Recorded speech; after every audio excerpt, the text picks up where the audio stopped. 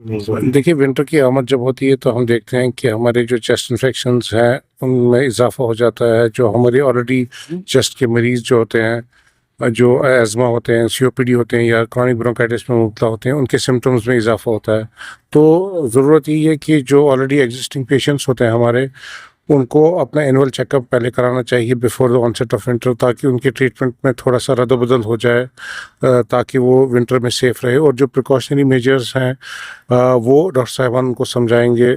Specially जब winter आता है तो हमारे बच्चे या बुज़ुर्ग होते हैं तो उनमें ज़्यादा चांसेस रहते हैं कि वो चेस्ट इन्फेक्शंस में मुब्तला हो जाए ड्यू टू लो इम्यूनिटी और सर्दी। तो कोशिश ये रहनी चाहिए कि उनको बाहर ना जाने दें सर्दी में। अगर नेसेसरी है, बहुत ज़रूरी है बाहर निकलना, तो मुंह नाक और पूरे कपड़े पहन के बाहर निकलें।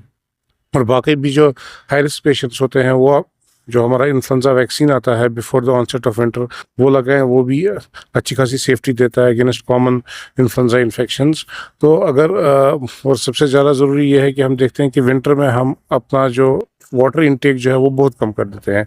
जो हमारी सर्दी या लो ह्यूमिडिटी की वजह से जो हमारा रेस्पिरेटरी ट्रैक्ट है, इम्यून सिस्टम वीकन हो जाता है। वो अगर हम फ्लूइड इनटेक हमारा एडिक्वेट रखें तो उससे हमारा जो वो रेस्पिरेटरी सिस्टम का इम्यून सिस्टम है वो बहाल रहेगा और हमें जो इन्फेक्शंस का ख़तरा है उससे भी काफ़ी मदद मिल सकती है। हर कोई दवाई के अपने साइड इफ़ेक्ट्स होते हैं, हर कोई बेनिफिट्स होते हैं। तो ये एक डॉक्टर साहब आफ्टर एग्जामिनेशन ही एसरटेन कर सकता है कि किसी पेशेंट को किसी दवा की ज़रूरत है, ज़्यादा है, या उसके साइड इफ़ेक्ट ज़्यादा उसके लिए डेंजरस हैं।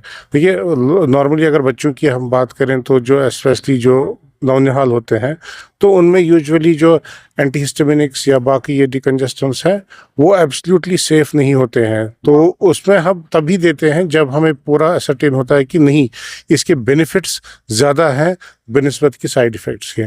इसलिए एक डॉक्टर साहिबान आफ्टर एग्जामिनेशन ही बता सकता है कि किस पेशेंट को किस दवाई की ज़रूरत है। लेकिन अननेसेसरली ओवर द काउंटर जो हम कफ सिरप्स खुद से ले लेते हैं, इनके भी अपने साइड इफ़ेक्ट्स होते हैं। इसलिए against the advice of doctor नहीं जाना चाहिए and you should take always medicine on the advice of doctors only. नमूनिया तो अलग चीज़ है, ये इन्फेक्शन है। इसके हम देखते हैं कि जो इंसिडेंस है काफ़ी बड़ी आफ्टर कोविड। ये इतना ही नहीं है, बस बैक्टीरियल नमूनिया, वायरल नमूनिया, इसमें काफ़ी अलग अलग टाइप्स ऑफ नमूनिया होते हैं। तो हम देखते हैं कि चूँकि अवेयरनेस लोगों में काफ़ी पैदा हुई after Covid regarding respiratory disease, तो इस वजह से हम देखते हैं कि इंसिडेंस तो काफ़ी बड़ी है। There are multitude of factors जो इसके लिए इन्वॉल्व हैं। एक तो इम्यून सिस्टम, या कोविड के टाइम हमने जो मेडिसिन वगैरह काफ़ी लोगों ने स्टीरॉयड्स ली उसकी वजह से, या वायरल इन्फेक्शंस बहुत कॉमन है specially at the onset of winter season. तो हमारी इंसिडेंस तो देखते हैं कि ऑलमोस्ट कांस्टेंट है। और एक चीज़ हमने देखा कि ड्यूरिंग समर टाइम जब हमारा इंसिडेंस ऑफ नमूनिया कम होती थी, लेकिन हमने देखा कि समर टाइम में भी हमारे काफ़ी पेशेंट्स एडमिट हुए विद नमूनिया।